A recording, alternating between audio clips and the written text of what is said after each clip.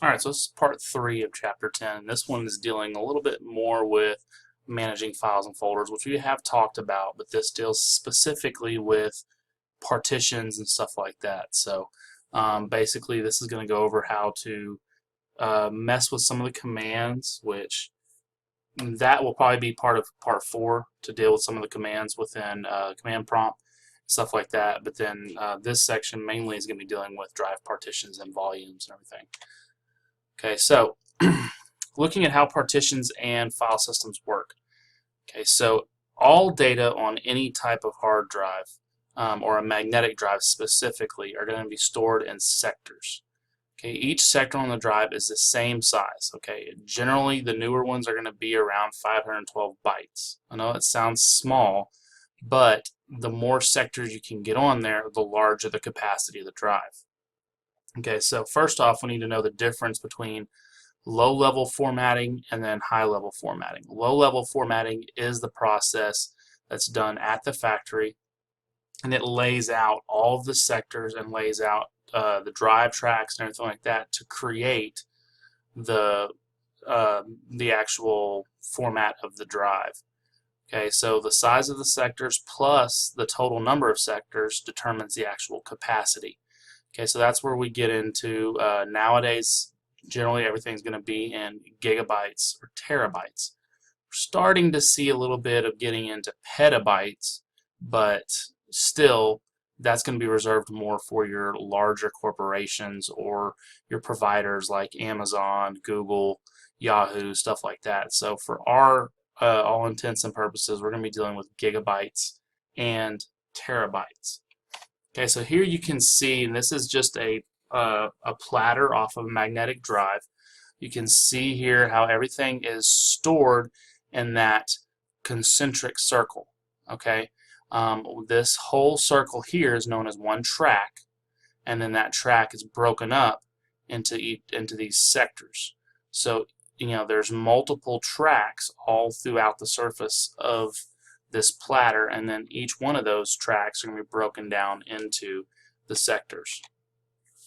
Okay, so that is like the lower level of the drive itself. Okay, then when we start getting to high level formatting, that's when we can start dealing with partitions, we can start dealing with choosing our file system and all that kind of stuff. Okay, so partitions are basically just allowing us to be able to go through and divide your hard drive up into more than one sections. Okay, with Windows will recognize up to 4 partitions. Okay, and with that, we've kind of already talked about the fact that the master boot record or the GPT, the global partitioning table, is going to basically be the table of contents for those partitions. Okay, laying out how they're going to be read and everything like that. Okay, so with that, there's a couple different types of partitions. There's primary partitions and then extended partitions. So you can have up to 3 primary partitions, and then you can have the 4th one being an extended partition. Okay, the extended partition, we'll look at here. Actually, we can go ahead and lay it out right here. Okay, so here is an example of a hard drive here. Okay, and then the way they have this laid out is they've got 3 primary partitions, 1 extended partition. And within these 4 partitions, the primary partitions can basically hold 1 drive. Okay, so you've got your C drive here, your D drive, your E drive. Okay, so that's 3 partitions right there. Your 4th partition, this extended partition, is essentially just a shell. Okay, so within that shell, you can have logical drives set up. So that's how you can see right here that this extended partition can actually house 2 additional drive letters or 2 additional drives. Okay, your F and your G. If you wanted to break it down even more and do more than that, FG and maybe like 2 more partitions, you can do that as well. So that just kind of gives you a little bit of versatility. Okay, so it just depends on how you want to break apart your drive within your operating system.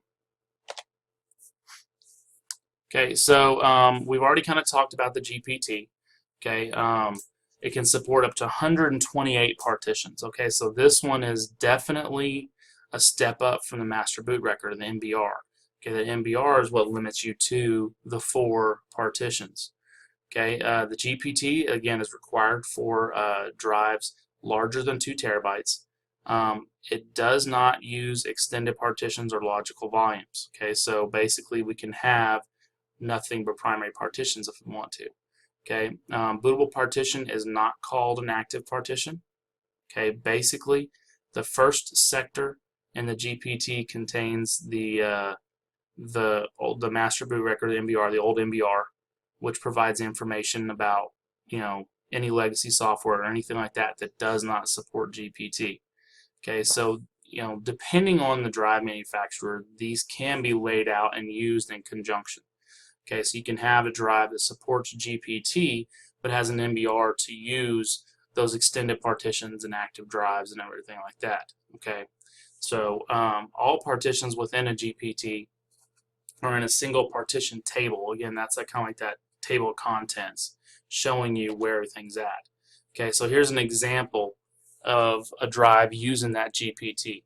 Okay, so that first sector is going to hold the MBR. That way it can work with any type of legacy system as well. Then you'll find the actual GPT partition table. Okay, so you can see here we actually got 6 different partitions set up. Okay, so we got C, D, E, F, G, and H. Okay, so that's just an example of how it can be set up. Like it said, you can use up to 128 partitions. So you've got a little versatility there as well.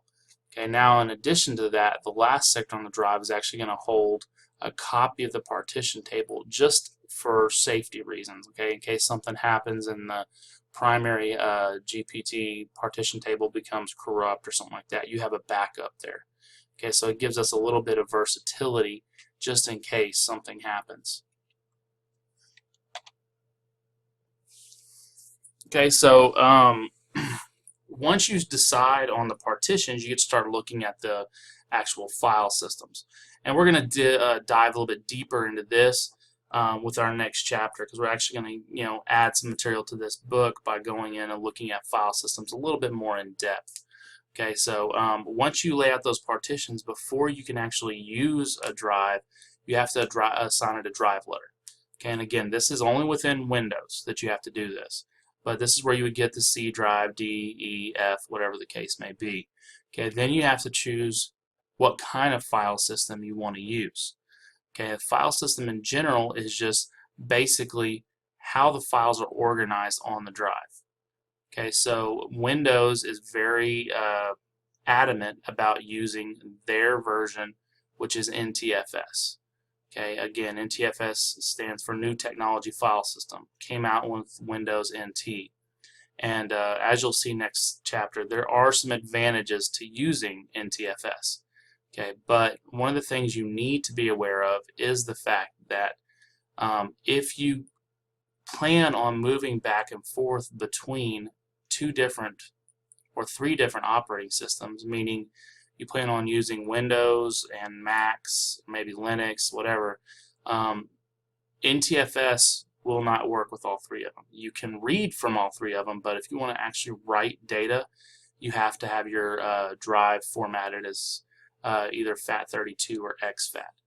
Okay, that's why if you remember in the backup section last time, when we went to my external drive, it wouldn't work because I have it formatted as exFAT because I use a Mac at home. So I have to have that so I can write and read to that drive. Okay, so again, NTFS is definitely what Windows requires. Okay, with this, it uses a smaller allocation unit, smaller cluster sizes than the FAT32 does. So they claim it's going to be a little more efficient and more effective for its file systems. Okay, so some other file systems that are available. You have the Resilient File System, or REFS. Okay, this one is basically fairly new. Came out with some of the latest server releases and stuff like that. With this, it has fault tolerance built in. It also has for a little bit more compatibility with virtualization and data redundancy. That's why it came about with the server stuff, because servers are all about redundancy and fault tolerance. Okay, the better chance you can give a server for staying up, 95, 100% of the time, the better type of technology you're dealing with. Okay, so that's why the REFS is generally done with servers, but you can use it on client machines as well. exFAT is used for a larger external storage, again, mainly because you can jump back and forth between the operating systems. Okay, then we have FAT32. This would be good for like your thumb drives, 4 gig or less. Okay, anything over that, you generally want to use exFAT. And then we have CDFS, the compact disk file system, and UDF, which is universal disk files format. Okay, that's used for our optical drives, our CDs, our DVDs, our Blu-rays, all that kind of stuff. Okay, so that's, those are your most common different file systems that are available and out there. Okay, so with the file systems and the partitions and everything like that, you've got a couple different partitions that can be set up within Windows to show where the operating system is located. Okay, so you have an active partition, which is going to be the bootable partition that starts up the BIOS and makes sure that basically that it can find the operating system. Okay, in the GPT, it's called the EFI system partition. Okay, within the MBR, this is known as the system partition. Okay, so that's what the active partition is. Then you have the boot partition. This is where basically all your Windows resides. Like your local C drive. Okay, that's your boot partition. Active partition tells you where to look for the OS. Boot partition is the OS itself. Okay, so that's something you need to keep in mind. Okay, so we're going to go ahead and stop this section here just so we don't make it too long. The next section will be still be dealing with managing files. We'll be looking more at the command line version of it. Okay,